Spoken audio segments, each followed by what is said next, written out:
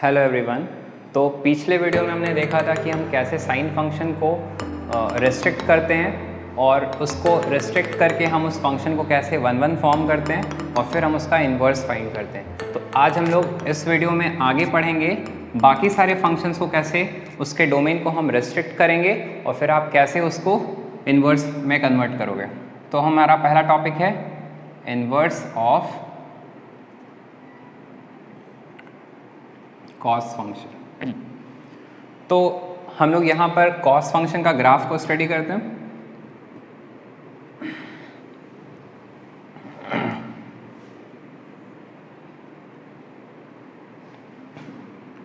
ये हो जाता है हमारा y एक्सिस,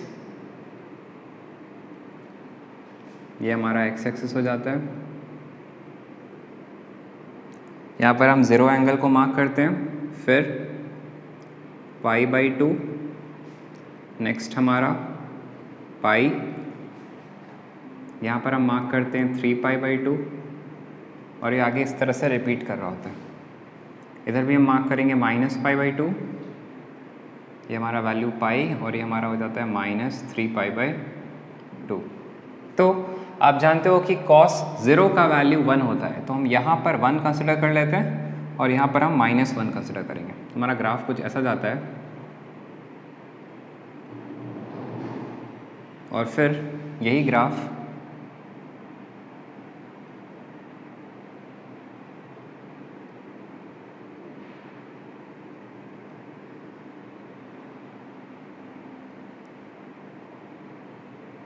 इस तरह से आगे प्रोसीड करेगा।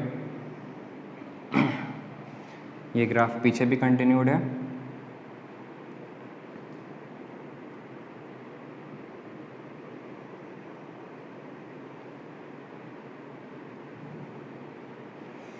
तो ये है हमारा कॉस का ग्राफ और आप देख सकते हो कि यहाँ पर अगर हम एक पॉइंट यहाँ पर x1 कंसिडर करें और यहाँ पर एक पॉइंट x2 कंसिडर करें तो ये दोनों किसी एक ही पॉइंट को करस्पॉन्ड कर रहा है, right, that is this point. तो हमें क्या करना है, ये फंक्शन अभी 1 1 नहीं है क्योंकि दो डिफरेंट पॉइंट्स पर हमें आउटपुट सेम मिल रहा है। तो हम क्या करेंगे, इस फंक्शन को फिर से रेस्ट्रिक्ट करेंगे। तो इसको रेस्ट्रिक्ट करने के लिए हमें ये सोचना होगा कि हम इसका कौन सा रीज़न ले लें सो डैट कि हमारा फंक्शन ये 1 1 हो जाए। तो आप हम यहाँ से पाई से एक डॉटेड लाइन ले रहे हैं। तो हम इस फंक्शन को रेस्ट्रिक्ट करने के लिए हम इसका रीज़न सिर्फ 0 से पाई कंसिडर करेंगे, दैट इज़ 0 डिग्री से पाई, यहाँ लिख दे रहे हैं 0 से पाई। और हमारा जो एक्चुअल ग्राफ है जो इस रीजन में आ रहा है उसको हम हाईलाइट कर दे रहे हैं।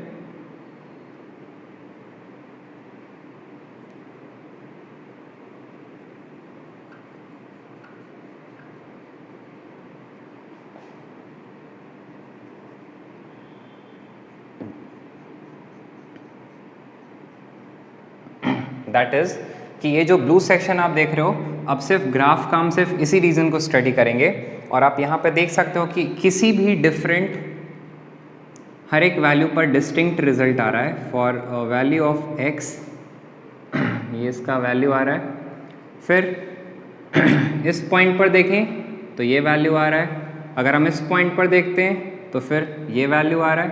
तो मतलब हम देख रहे हैं कि अब हमको हर अलग अलग वैल्यू पर डिफरेंट करस्पॉन्डिंग वैल्यूज़ मिल रहा है। किसी भी दो डिफरेंट वैल्यूज़ ऑफ x पर हमें सेम आउटपुट नहीं आ रहा। मतलब ये फंक्शन अब हमारा मेनी वन नहीं है, अभी हमारा फंक्शन क्या हो चुका है, फंक्शन हमारा 1 1 हो चुका है।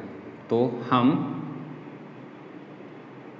अब इसको लिखेंगे कि हमारा कॉस डिफाइन हो रहा है रियल नंबर से, रियल नंबर्स पर वो जो भी वैल्यू दे रहा है दैट इज -1 से 1 दे रहा था। तो अब हम देख रहे हैं इस ग्राफ के अकॉर्डिंग अगर हम सिर्फ इस रीजन को कंसिडर करें तो हम लिखेंगे 0 cos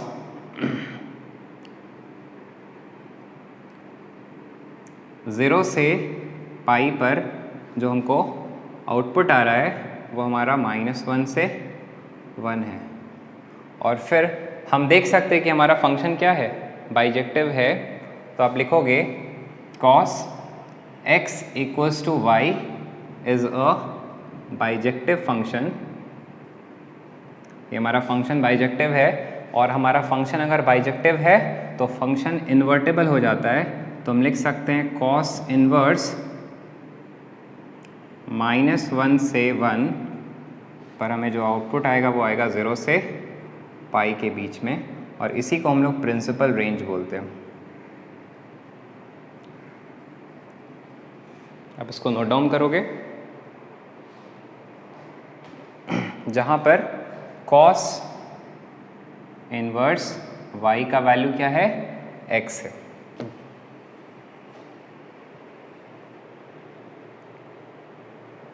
तो अब हम लोग आगे प्रोसीड करते हैं इनवर्स ऑफ tan फंक्शन की तरफ।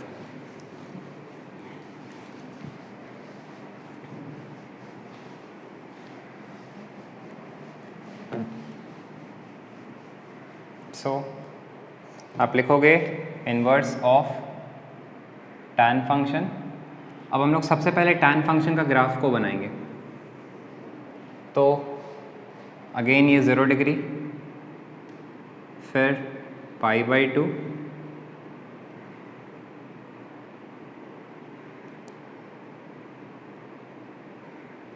फिर यहाँ पर हम लोग मार्क करते हैं पाई, फिर 3π/2, सेम वे यहाँ पर मार्क करेंगे -π/2, फिर -π, और उसके बाद -3π/2। अगर हम tan फंक्शन को लिखें तो tan फंक्शन हम लोग लिखते हैं tan theta equals to sine theta upon cos theta. तो आप जान रहे हो कि जिस जिस पॉइंट पर हमारा cos 0 आएगा उस पॉइंट्स पर हमारा tan डिफाइन नहीं होगा। तो हम यहाँ पे क्या करेंगे, अगर हम जानते हैं यहाँ पर ना कि tan का डोमेन क्या होता है, tan का डोमेन होता है real numbers except x such that x equals to, हम उस पॉइंट्स को कंसिडर नहीं करते। तो cos ऑड मल्टीपल्स ऑफ π/2 पे आपने स्टडी किया है कि वहाँ पर cos 0 आता है, तो आप लिखोगे cos x such that x equals to 2n + 1 π/2 where n belongs to integer. तो ये हमारा tan का डोमेन होता है। बात अगर इसका रेंज का करें तो इसमें सारा रियल वैल्यूज आता है। अब हम लोग इसका ग्राफ को स्टडी करते हैं। तो अगर हम यहाँ पर 90 डिग्री की बात करें तो sin 90 तो 1 हो जाता है, लेकिन cos 90 0 हो जाता है। मतलब इस 90 डिग्री पर हमारा tan इनफाइनाइट हो जाएगा। आप समझ सकते हो, अगर हम 45 डिग्री का बात करें तो sin 45 upon cos 45, sin 45 1/√2, cos 45 भी 1/√2, रिजल्ट इसका 1 आता है। और ये 90 है, ये 0 है, तो 45 मिडिल में होगा, तो 45 डिग्री पे रिजल्ट क्या आना चाहिए, समवट 1 आना चाहिए। तो हमारा ग्राफ कुछ यहाँ से पास करना चाहिए। और आप जान रहे हो कि 90 पर कहाँ टेंड कर रहा है, इन्फिनिटी को टेंड कर रहा है, तो हमारा ग्राफ कुछ ऐसा जाता है।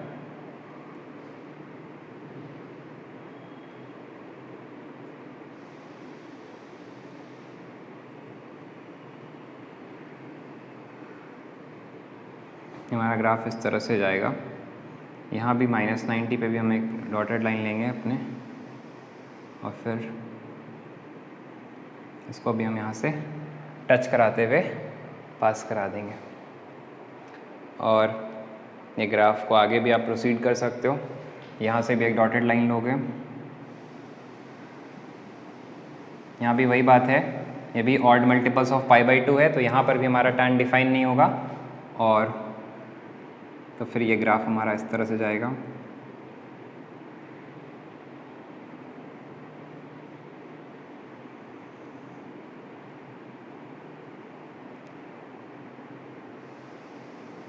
ये हमारा tan का ग्राफ है। आप एक और यहाँ पे बना सकते हो।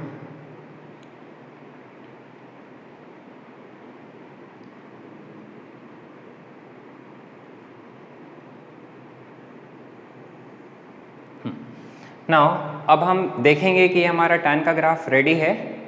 तो अब इसका स्टडी करना है कि हमें रेस्ट्रिक्टेड रीजन्स क्या होता है। तो पहले तो ये समझते हैं कि हमारा ग्राफ 1 1 है या नहीं है। तो अगर हम देखें तो ये जो वैल्यू है, ये पर्टिकुलर वैल्यू ऑफ y, ये तो इस पर्टिकुलर x के लिए भी आ सकता है, और इसको अगर हम आगे प्रोसीड करें तो ये समवट यहाँ जाएगा, मतलब ये तो इस पर्टिकुलर वैल्यू पे भी आ सकता है। मतलब ये वैल्यू भी और ये वैल्यू भी हमको सेम ही आउटपुट दे रहा है, मतलब हमारा ग्राफ 1 1 नहीं है। तो 1 1 बनाने के लिए हमें इसका एक पर्टिकुलर इंटरवल्स लेना पड़ेगा, और वो पर्टिकुलर इंटरवल आपको सोचना होगा। पहले आप इसको नोट डाउन करें।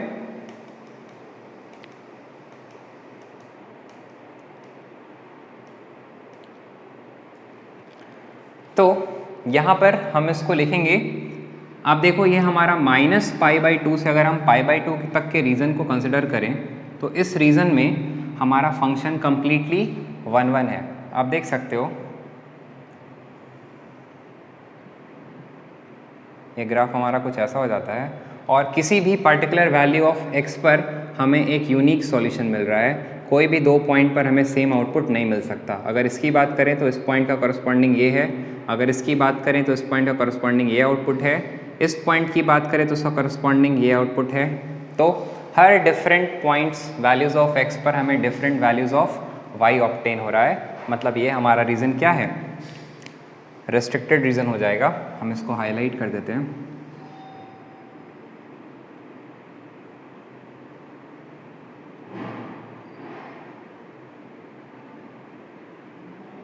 Yes, so this is from -π/2 से +π/2 पे हमारा tan क्या है, 1 1 है। तो फिर हम इसके इन्वर्स को स्टडी कर सकते हैं।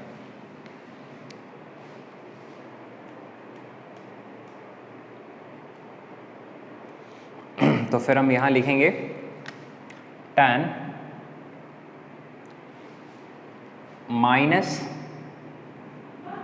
-π/2 से π/2, और हम यहाँ पर ओपन इंटरवल क्यों ले रहे हैं, क्योंकि हमारा tan -π/2 या +π/2 पे एग्जैक्टली डिफाइन नहीं है। अगर जैसे ही -π/2 के पास पहुँचता है वो इन्फिनिटी को टेंड करने लगता है, इसलिए हमने ओपन इंटरवल ले रखा है।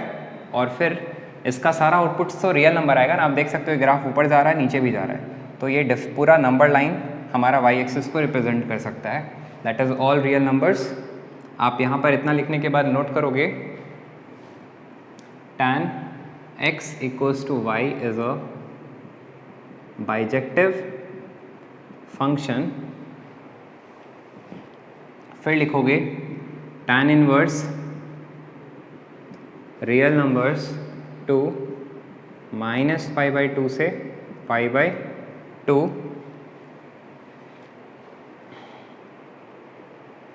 that is tan inverse y = x। तो हमने यहाँ पर भी इसका नोट डाउन कर लिया।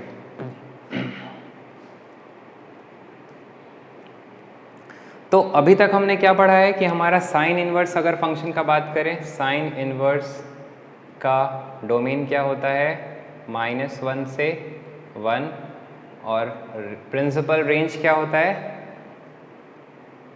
-π/2 से +π/2। उसी तरीके से अगर हम कॉस का देखें तो कॉस इनवर्स का डोमेन होता है -1 से 1, और बात अगर रेंज की करें तो 0 से पाई। और सेम वे अगर आप tan इनवर्स का देखोगे तो tan इनवर्स का डोमेन क्या हो जाता है हमारा, ऑल रियल नंबर्स, और रेंज क्या हो जाता है, आप यहाँ पे सिर्फ r भी लिख सकते हो, और रेंज क्या हो जाता है, ओपन इंटरवल -π/2 से π/2।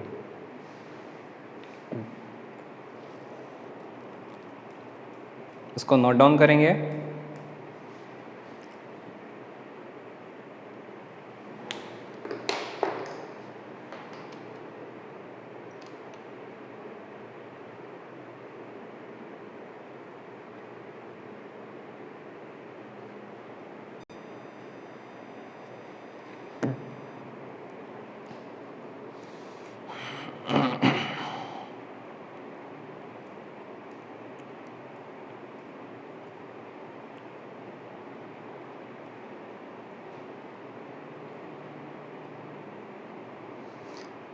तो अब हम लोग इसको रब करते हैं और नेक्स्ट स्टडी करेंगे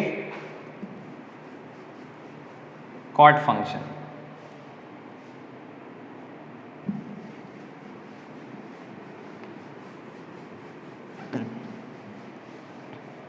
तो हमारा अगला लेट अस अंडरस्टैंड कि कॉट फंक्शन में क्या होता है। तो कॉट फंक्शन में हम लोग फिर से बात करते हैं उसके ग्राफ का, और यहाँ भी हमारा x एक्सिस और y एक्सिस होता है। यहाँ हम मार्क करते हैं 0 डिग्री, π/2, पाई, 3π/2, फिर आप मार्क करोगे -π/2, देन -π, फिर हम मार्क करते हैं -3π/2। और आप जानते हो कि हमारा कॉट फंक्शन होता है, कॉट थीटा होता है cos theta upon sine theta. तो मतलब जिस जिस जगह पर साइन थीटा हमारा 0 होगा वहाँ पर हम कॉट थीटा डिफाइन नहीं कर सकते। और आप जानते हो कि ये n पर n multiples of π/2 sorry n पर ये हमारा साइन वैल्यू क्या होता है, 0 आता है। तो डैट मीन्स हमारा कॉट थीटा का डोमेन क्या होता है, कॉट फंक्शन का डोमेन होता है all real values except x such that x equals to n pi where n belongs to integer। मतलब हम वो सारा n पाइज को नहीं ले सकते क्योंकि उस जगह पर हमारा साइन फंक्शन क्या देता है, 0, और 1/0 फंक्शन को हम लोग, या किसी भी फंक्शन में डिनोमिनेटर 0 है तो हम लोग उसको डिफाइन नहीं कर सकते। और हमारा कॉट फंक्शन का रेंज सारे रियल नंबर्स होते हैं। तो लेट अस अंडरस्टैंड कि अगर हम बात करते हैं कॉट फंक्शन का डिफरेंट वैल्यूज़ पर, जैसे 0 पर, तो हमारा कॉट फंक्शन 0 पर डिफाइन नहीं हो सकता। 0 पर वो हमेशा किसको टेंड करेगा, इन्फिनिटी को टेंड करेगा। और आप अगेन फिर से चेक कर सकते हो कि कॉट 45 पर वैल्यू क्या आता है, 1 ही आता है। तो इसका मतलब 45 पर वैल्यू 1 होगा समवट यहाँ। और अगर हम बात करते हैं 0 डिग्री पर तो वो इन्फिनिटी को टेंड करता है। हमारा ग्राफ कुछ ऐसा चल रहा होगा। और हम यहाँ पर पाई पर एक डॉटेड लाइन लेंगे।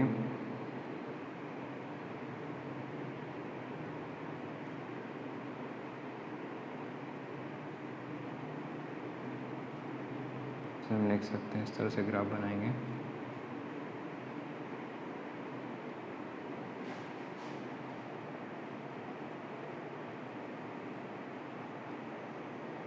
ये हमारा ग्राफ इस तरह से जा रहा है। उसी तरीके से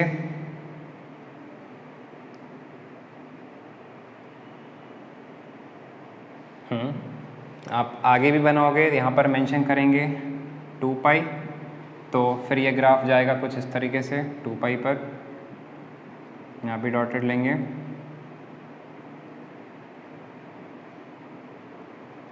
इस तरह से ग्राफ जाएगा। यहाँ पर भी हम उसी तरह से ग्राफ बनाएंगे। -पाई पर भी हमारा ग्राफ इन्फिनिटी को टेंड करेगा।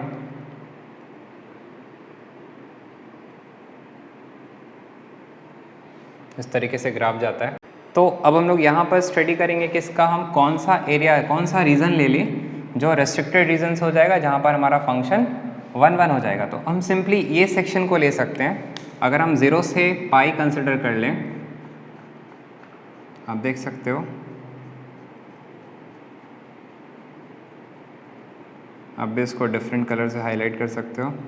हाँ, तो अगर हम ये रीज़न ले लें 0 से पाई, तो आप देख सकते हो कि for different values of x, right, we have different values of y। हर एक डिफरेंट वैल्यूज़ ऑफ x पे हमें y का भी डिफरेंट वैल्यूज़ मिल रहा है।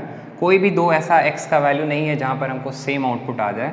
डैट मीन्स ये फंक्शन अब हमारा इस रीज़न से इस रीज़न में 0 से पाई में हमारा फंक्शन 1 ही है, मेनी 1 नहीं है। और हमेशा हमारा ये सारे ट्रिग्नोमेट्रिक फंक्शन ऑन टू तो होते ही हैं, तो उसे चेक करने की बार बार ज़रूरत नहीं है।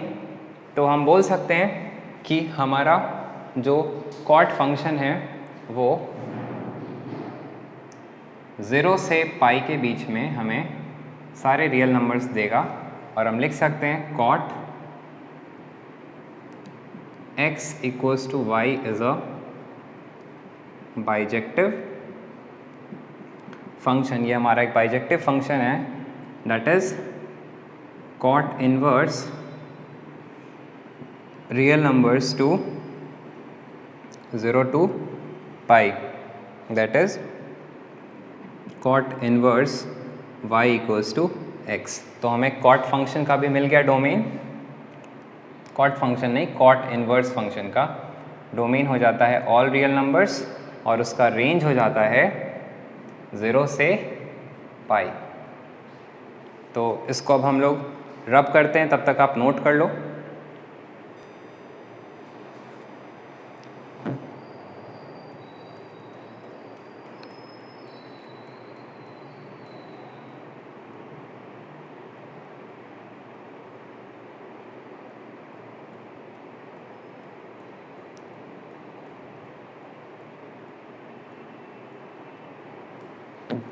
तो अब हम लोग आगे बढ़ते हैं सेक फंक्शन की तरफ और उसे आपको काफ़ी ध्यान से समझना होगा। तो हमारा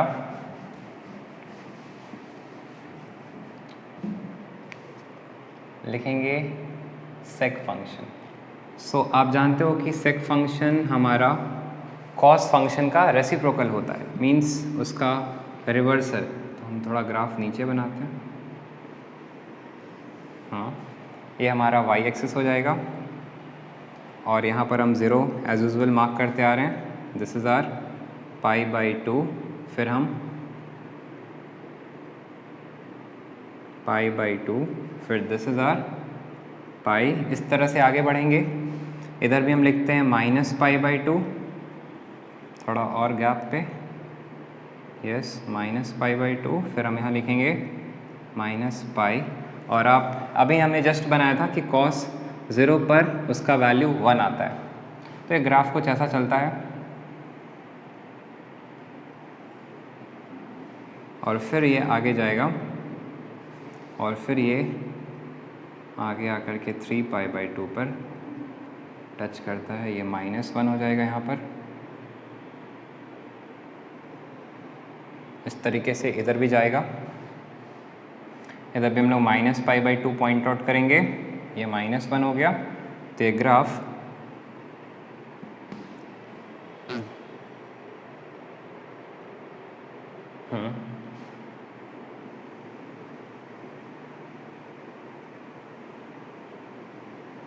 इस तरीके से आगे प्रोसीड करेगा। ये तो ज़्यादा ही हो गया।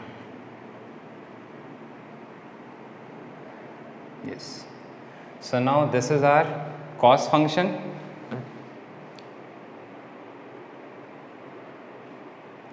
तो आप इस कॉस फंक्शन में देखोगे कि हम लोग इससे सेक फंक्शन को कैसे ऑब्टेन करते हैं। तो आप पहले जहाँ जहाँ पर ये ग्राफ हमारे वाई एक्सिस को टच कर रहा है वहाँ से हम एक डॉटेड लाइन लेंगे, परपेंडिकुलर, यहाँ भी लेंगे, इस साइड भी लेना होगा और इधर भी लेंगे। अब हम पहले ये समझते हैं कि हमारा सेक फंक्शन जो है वो डिफाइन किस किस पॉइंट पर होता है, उसका डोमेन रेंज क्या होता है। तो आप जानते हो सेक फंक्शन होता है हमारा 1/cos। तो cos जहाँ जहाँ पर 0 आएगा वहाँ वहाँ हम लोग सेक को डिफाइन नहीं करते हैं। तो इसका हम लोग लिखते हैं domain all real numbers except x such that x equals to 2n + 1 π/2, क्योंकि इन सारे वैल्यूज़ पर हमारा cos 0 होता है where n belongs to integer. और इसका रेंज हो जाता है all real numbers except the values between -1 and 1। कैसे, उसे अब देखते हैं कि अब एक्चुअली हमारा ग्राफ इन्वर्ट कर जा रहा है। तो आप जान रहे हो कि हमारा सेक फंक्शन 90 पर डिफाइन नहीं होता है, चाहे वो +90 हो चाहे वो -90 हो, क्योंकि वहाँ पर cos हमारा 0 आता है।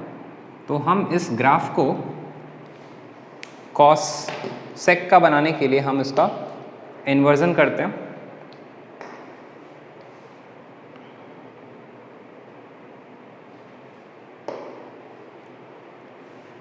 तो आप इसका ग्राफ बनाओगे कुछ इस तरीके से, फिर ये ग्राफ कुछ ऐसा जाता है।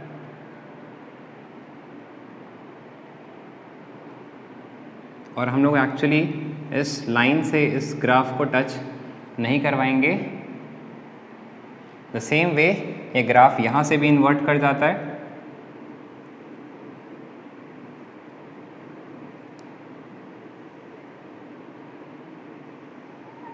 यस और इस ग्राफ को हम लोग यहाँ से भी इन्वर्ट कर देते हैं। नाउ यू कैन सी कि ये हमारा जो ब्लू वाला एरिया दिख रहा है, ब्लू वाला जो ग्राफ है, ये ग्राफ हमारा एक्चुअली सेक को रिप्रेजेंट कर रहा है। ये ब्लैक वाला आप इग्नोर कर सकते हो क्योंकि ये सिर्फ कॉस को रिप्रेजेंट कर रहा है।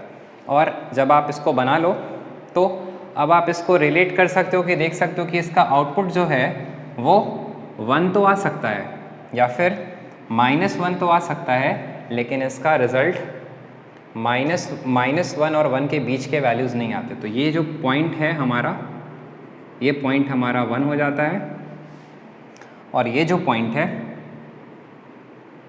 ये पॉइंट हमारा -1 को रिप्रेजेंट कर रहा है। तो आप वहाँ नहीं, इनफैक्ट आप यहाँ पे प्लॉट करोगे, ये 1 है और ये -1 है, जिसके बीच में हमारा कॉस का ग्राफ चल रहा होता है और उसके नीचे और या फिर उसके ऊपर हमारा सेक का ग्राफ चलता है।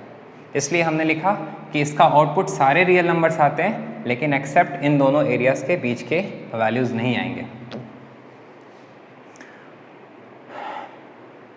तो अब हमको स्टडी करना है कि इसका हम कौन सा रेस्ट्रिक्टेड रीजंस लेकर के स्टडी करते हैं। तो अगर हम इस ग्राफ को ठीक से देखें तो अगर हम इस रीजन को सिर्फ लेते -π/2 से π/2 ले लेते तो फिर अगेन हमारा इस वैल्यू x पर, इससे अगर हम x1 कंसिडर करते हैं और इस पॉइंट को अगर हम x2 कंसिडर करते हैं तो ये x1 और x2 हमें सेम रिजल्ट दे देता। आप देख सकते हो दोनों एक ही पॉइंट को कॉरस्पॉन्ड कर रहा है। मतलब ये रीज़न अगर हम कंसिडर करते हैं तो फिर ये हमारा फंक्शन अभी भी 1 1 नहीं है। तो मेनी वन है ना कि दो डिफरेंट इनपुट पर सेम आउटपुट। तो उससे बचने के लिए हमें क्या करना पड़ेगा, हम क्या करेंगे, हम इस रीज़न से लेंगे। हम अगर ज़ीरो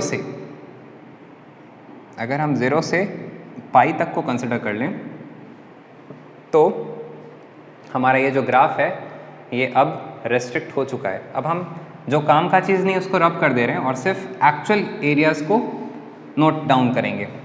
तो देखो अगर हम इसे हटा दें और ये भी हमारा कॉस का ग्राफ है तो इसकी भी नीड नहीं है।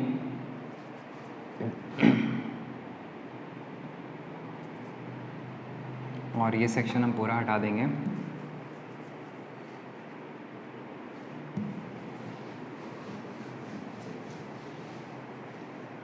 नाउ आप देख सकते हो कि ये जो हमारा यहाँ से यहाँ तक रीज़न है ये हमारा 0 से पाई है and this is the graph. तो हमारा ग्राफ कुछ इधर है और कुछ इधर है। लेकिन आप एक चीज़ नोट कर पा रहे होगे कि हमारा सेक ग्राफ π/2 पर डिफाइन नहीं है, क्योंकि अगर π/2 पे डिफाइन होता तो उसको टच करता, लेकिन ये तो इन्फिनिटी को टेंड कर रहा है एक्चुअल में। तो हम इसका डोमेन क्या लिखेंगे, वो लिखते हैं सेक। आप देख सकते हो कि ये डिफाइन है 0 से पाई, सो सेक 0 से पाई एक्सेप्ट, यहाँ पर आप देख सकते हो कि हम π/2 पे इसको डिफाइन नहीं कर रहे हैं। सो एक्सेप्ट π/2 और जो इसका रेंज आएगा वो -1 और 1 के बीच के वैल्यूज़ तो आएंगे नहीं। So all real numbers except -1 से 1।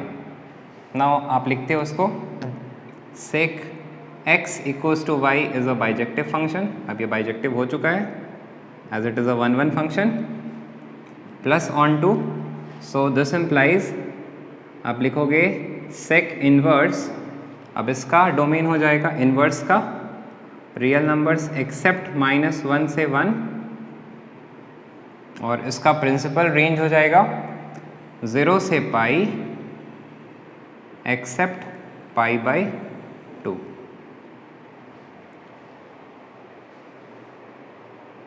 तो इसको हम यहाँ नोट कर देते हैं।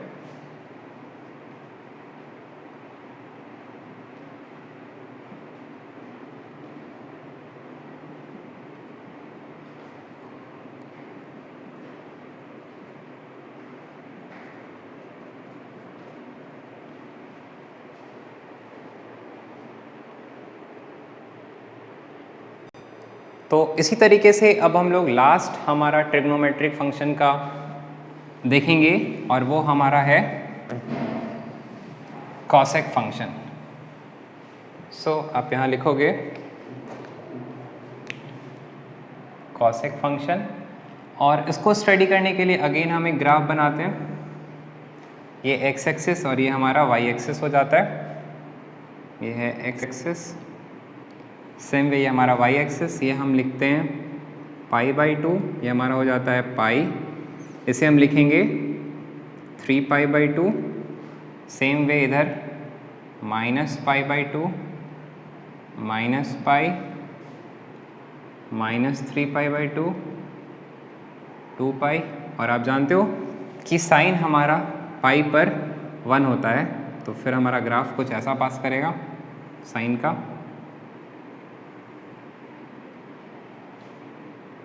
और और 3π/2 पर -1, फिर ये हमारा 2π हो जाएगा। इधर भी उसी तरीके से हम लोग मूव करते हैं।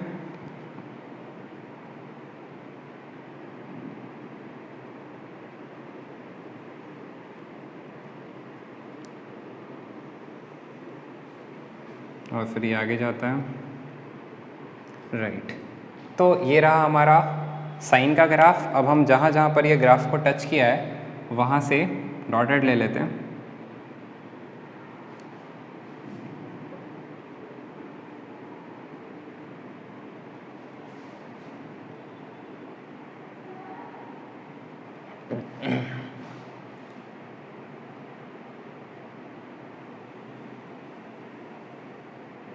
और आप अब अगर कॉसेक का बनाना चाहते हो तो कॉसेक को हम लोग क्या लिख सकते हैं? कॉसेक होता है, कॉसेक थीटा होता है 1/sin थीटा। दैट मीन्स जहाँ जहाँ हमारा साइन डिफाइन नहीं होगा, जहाँ जहाँ साइन 0 होता है वहाँ वहाँ कॉसेक हमारा डिफाइन नहीं होता। तो साइन कहाँ कहाँ 0 होता है? n π पर। तो हमारा कॉसेक का क्या हो जाएगा? हम लिख सकते हैं कॉसेक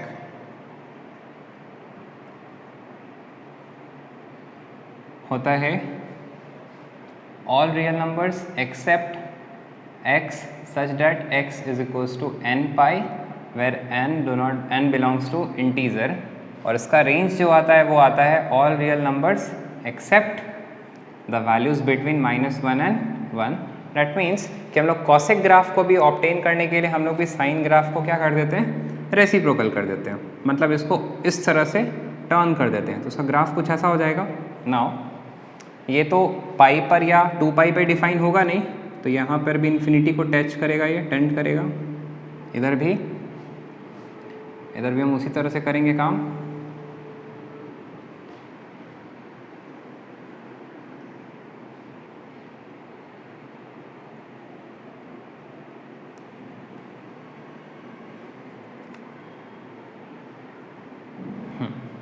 नाउ ये हमारा ग्राफ रेडी है कॉसेक का। अब आपको इस ग्राफ में समझना है कि कौन सा हम यहाँ पर रीज़न कंसिडर कर लें तो हमारा फंक्शन जो है या ग्राफ जो है वो 1 हो जाए। तो आप इसको ऑब्जर्व करो, खुद से आइडेंटिफाई करने की कोशिश करो, फिर हम बताते हैं।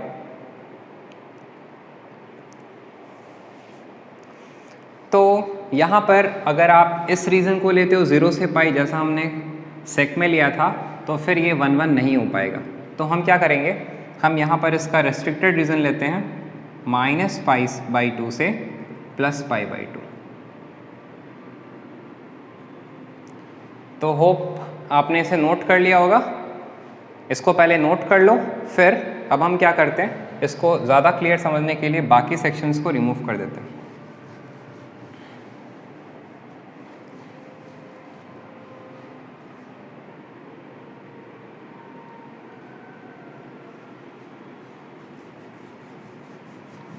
तो हमने सिर्फ इस पूरे ग्राफ का ये रीज़न स्टडी करना है।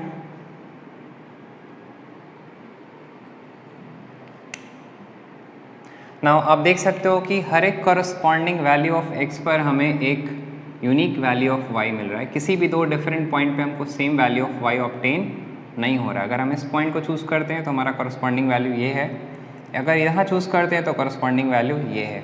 द सेम वे अगर यहाँ चूज़ करते हो तो कॉरस्पॉन्डिंग वैल्यू ये है, मतलब हर एक पॉइंट पे हमको एक यूनिक वैल्यू ऑफ y मिल रहा है। For different values of x we obtain different values of y।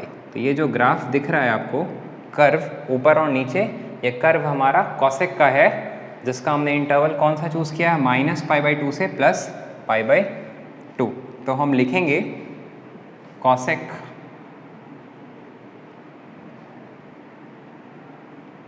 -π/2 से, और ये देख सकते हो कि ये -π/2 पर या +π/2 पर इंक्लूडेड है। तो यहाँ पर हम क्लोज इंटरवल लेते हैं -π/2 से π/2, और इसका जो आउटपुट्स आता है वो आता है all real numbers except the values between -1 and 1। तो फिर हम इसका कॉस लिख सकते हैं, cos x equals to y is a bijective function, that is cosec inverse real numbers except the values between -1 and 1 to -π/2 से +π/2, that is cosec inverse y equals to x। तो हमें अल्टीमेटली कॉसेक का भी inverse का domain और principal range पता चल गया। तो कॉसेक इन्वर्स का डोमेन होता है all real numbers except -1 and 1, और इसका प्रिंसिपल रेंज होता है -π/2 से π/2। आपको डिफरेंस याद रखना है कि tan में ये ओपन इंटरवल है, जबकि कॉसेक में ये क्लोज इंटरवल है। तो आप इन सारे चीज़ को नोट करोगे। नाउ